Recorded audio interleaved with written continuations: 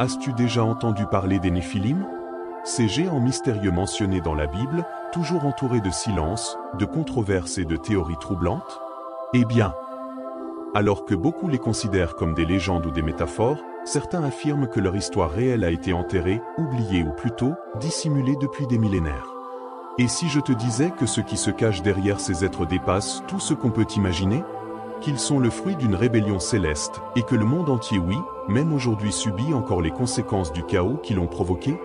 Cela semble sorti d'un film. Mais c'est écrit dans les Écritures, dans les anciens manuscrits et dans les interlignes que presque personne n'ose explorer. Dans cette vidéo, nous allons pénétrer un territoire que peu osent fouler. Nous ouvrirons le livre d'Hénoch, traverserons le déluge avec Noé, affronterons Goliath aux côtés de David, et découvrirons ce que des anges déchus, des villes gigantesques et des pactes anciens ont à voir avec notre monde actuel. Prêt à découvrir la vérité cachée depuis des millénaires? Au commencement de l'humanité, avant les guerres, les tours et les royaumes, un monde en pleine expansion s'étendait. Les hommes commençaient à se multiplier sur la terre. C'est alors qu'apparurent les veilleurs des anges envoyés pour observer, mais qui franchirent la ligne sacrée. Séduits par la beauté des filles des hommes, ils prirent des épouses humaines et donnèrent naissance aux Néphilim. Ces géants bibliques n'étaient pas seulement impressionnants par leur taille, mais aussi par leur influence et leur puissance. Leur apparition marqua une rupture spirituelle majeure dans l'histoire humaine. Les Néphilim n'étaient pas seulement le fruit d'une union interdite, mais de véritables agents de corruption. Dotés d'une force extraordinaire et de connaissances interdites, ils commencèrent à dominer les peuples. Ils enseignaient la magie, l'astrologie, la métallurgie, des savoirs impressionnants, mais déplacés dans le temps et l'ordre divin. Imagine donner de la dynamite à un enfant. C'est un peu ce qui s'est passé. L'humanité, fascinée, succomba au charme des géants et perdit toute notion de pureté. La corruption se répandit comme une peste invisible. Ce qui devait être une coexistence devint domination, oppression et destruction. Les Néphilim exigeaient culte, tribut et sacrifices, devenant de véritables tyrans spirituels. La terre, peu à peu, devint un champ de bataille entre la lumière et les ténèbres. Et au milieu de ce chaos, les hommes ordinaires étaient divisés, certains résistaient, mais beaucoup se soumettaient au charme des anges déchus. Et ce n'était que le début de la chute. Tout commença avec un chef, Samjaza, le plus influent parmi les veilleurs. Ce n'est pas seulement lui qui eut l'idée de descendre sur terre, il convainquit 199 autres anges de conclure un pacte audacieux. Ensemble, ils scellèrent un serment sur le mont Hermon, aucun ne ferait marche arrière. C'était plus qu'une rébellion, c'était une trahison céleste. Ils savaient qu'ils défiaient directement l'ordre divin. Mais ils allèrent jusqu'au bout. Une fois parmi les hommes, les veilleurs apportèrent bien plus que leur force ou leur apparence impressionnante. Ils enseignèrent aux humains à fabriquer des armes, manipuler les métaux, invoquer des esprits, lancer des enchantements, lire les astres. Des savoirs que certains qualifient encore aujourd'hui de progrès, mais qui représentaient alors une rupture du sacré. Le monde devint une école d'occultisme déguisée en illumination. Et comme toute lumière fausse, elle finit par brûler au lieu de guider. L'humanité, fascinée par ce nouveau pouvoir, plongea sans retenue. Épée, miroir magique, potions, pacte avec des entités spirituelles, tout cela devint tendance. Samjaza et ses compagnons devinrent des maîtres occultes, et les Néphilim, leurs disciples colossaux. Mais le ciel n'était pas resté sourd. Les cieux observaient. Et alors que les hommes célébraient leur nouveau Dieu, un plan de justice se préparait déjà dans les hauteurs célestes. Le jugement approchait. Les Néphilim devinrent plus que des figures puissantes, ils devinrent rois, tyrans, quasi-divinités sur terre. Leur taille terrifiait, leur présence paralysait, et leur soif de domination était insatiable. Ils bâtirent des cités immenses, érigèrent des tours colossales et exigèrent un culte. Pour de nombreux peuples, résister signifiait la mort. Des tribus entières se soumirent à leur domination, offrant tout jusqu'à leurs enfants. La fin des Néphilim était à la fois littérale et symbolique.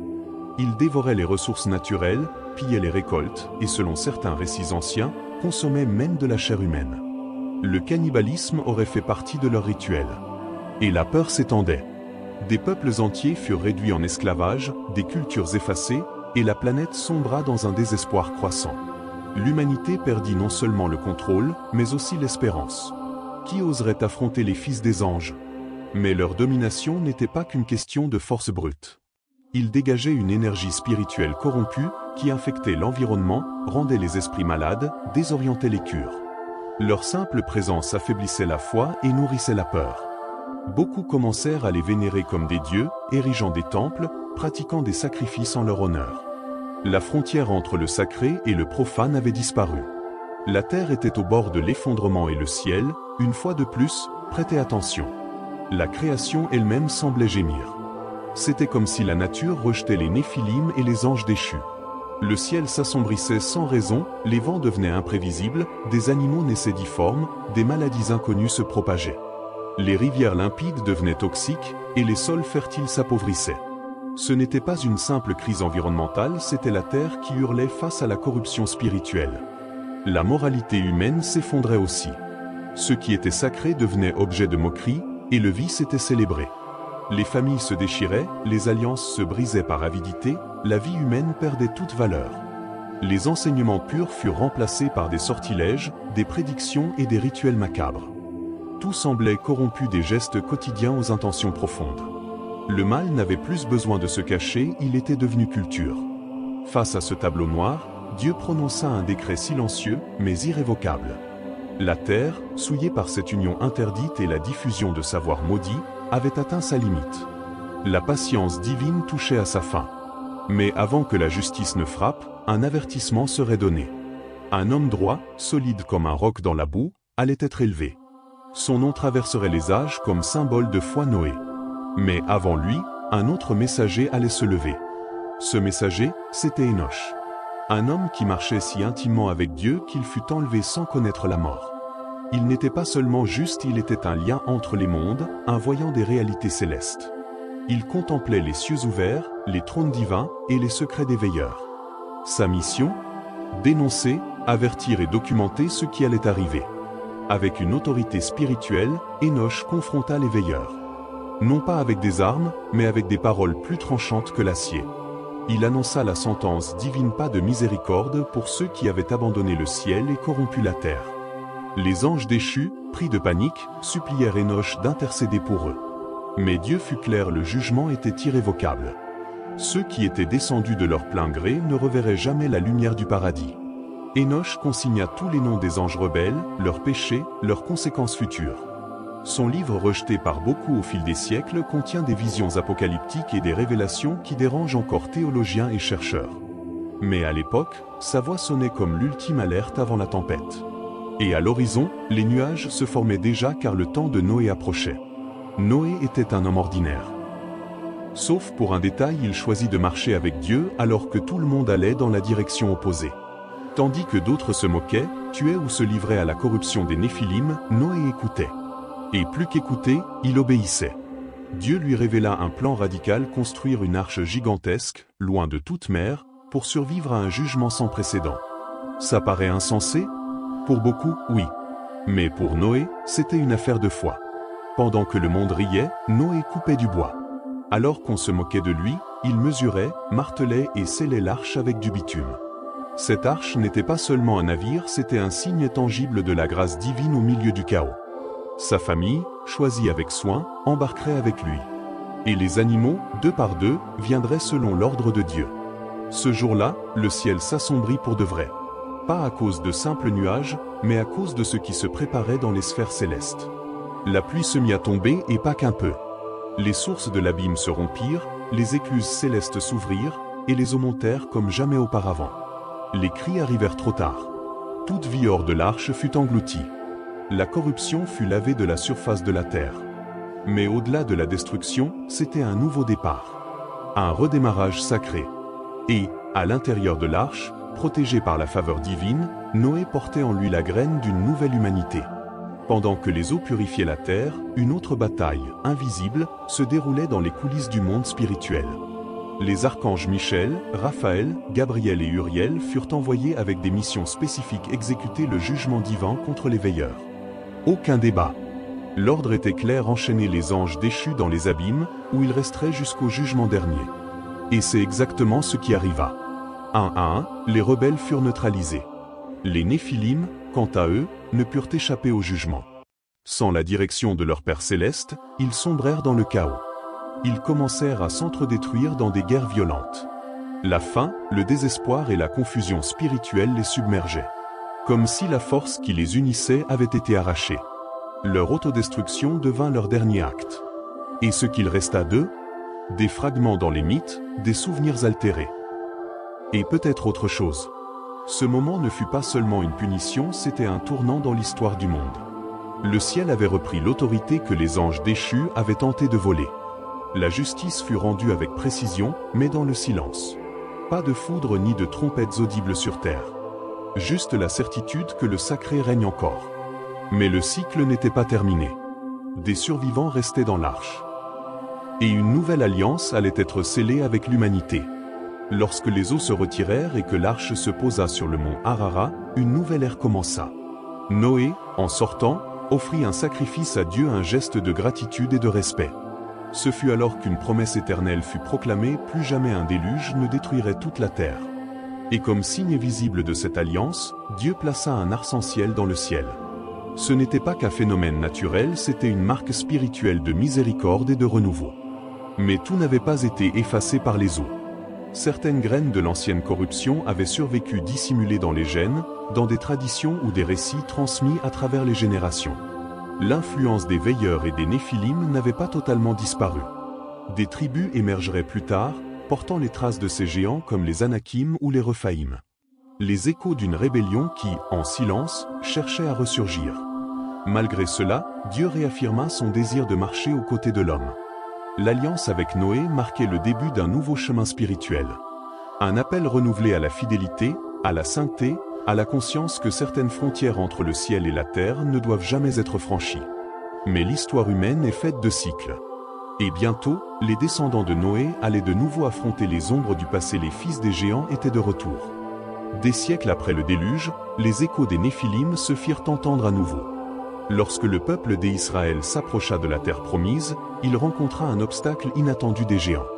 Oui, les descendants des anciens colosses vivaient encore là, les Anakim, les Rephaïm, et d'autres peuples d'une stature impressionnante et réputés invincibles. Cela suffit à terrifier la majorité des espions envoyés par Moïse. Ils virent ces géants et se crurent aussi petits que des sauterelles. Mais deux hommes virent autre chose, Josué et Caleb. Tandis que les autres parlaient de muscles, eux parlaient de foi. Ils dirent au peuple qu'avec Dieu à leur côté, aucun géant ne pouvait tenir. Et ils avaient raison. Des années plus tard, quand ils prirent la tête des combats, les Israélites renversèrent des cités fortifiées et vainquirent ces peuples de géants. Non pas par la force des armes seules, mais par la confiance en celui qui avait promis la terre. Cette guerre spirituelle, camouflée en conflit territorial, fut un nouveau chapitre dans l'affrontement entre l'alliance divine et les vestiges de la rébellion céleste. C'était comme si chaque bataille contre un géant était une revanche ancestrale. Ce que Samjaza et les veilleurs avaient déclenché trouvait là son aboutissement combat après combat. Et il restait encore un dernier représentant vivant de cette lignée maudite, un certain guerrier philistin, destiné à tomber sous la main d'un jeune berger. Goliath n'était pas un simple soldat. Il incarnait littéralement l'héritage des Néphilim, grand comme une tour, blindé comme un char, craint par toute une armée. Lorsqu'il lança son défi à Israël, personne n'osa s'avancer. Personne. Sauf un jeune berger, armé uniquement de foi et d'une fronde.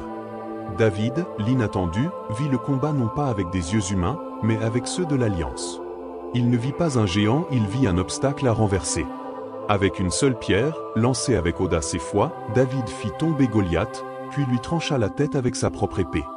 Un moment à la fois historique et symbolique, la puissance spirituelle surpassait enfin la force physique. Cette victoire mit fin à la lignée visible des Néphilim. Mais l'histoire ne s'arrêta pas là. Les hommes de David comme Élazar, Benaja et d'autres traquèrent et éliminèrent les derniers géants encore présents sur terre. Ce dénouement n'était pas qu'un triomphe militaire. Il était spirituel. Chaque géant vaincu représentait une portion du passé enfin refermée. Le cycle ouvert par les veilleurs trouva sa fin entre les mains d'hommes qui osèrent croire en quelque chose de plus grand que leurs épées, la foi en Dieu. David devint roi, mais plus encore, il devint le symbole que dans chaque génération, quand les géants se lèvent, Dieu suscite toujours quelqu'un d'assez petit pour entrer dans ses plans et d'assez grand pour les faire tomber. Et toi, que vas-tu faire de tout cela? Cette histoire ne parle pas que du passé, elle nous parle aujourd'hui. Les Néphilim sont peut-être tombés, mais les géants sont encore là. Ils prennent la forme de peur, de dépendance, de doute, d'oppression spirituelle, de traumatisme ou de tentation. Et la vraie question est, quel géant dois-tu affronter maintenant? Es-tu prêt à être comme Noé, même si le monde se moque de ton obéissance? Comme Josué, face à l'impossible? Comme David, face à l'inimaginable? Et si ta vie était en réalité au cœur d'un combat bien plus grand que tu ne l'imagines? Et s'il y avait des alliances spirituelles prêtes à être restaurées, des promesses divines n'attendant qu'un pas de foi? Peut-être qu'il est temps d'arrêter de fuir tes géants et de te rappeler qui marche à tes côtés. Si ce message t'a touché, interpellé ou réveillé quelque chose en toi, abonne-toi à cette chaîne dès maintenant. Active les notifications pour ne manquer aucune vidéo et partage ce contenu avec quelqu'un qui a besoin d'entendre cette vérité. Parce que lorsque la lumière se répand, les géants s'effacent un par un.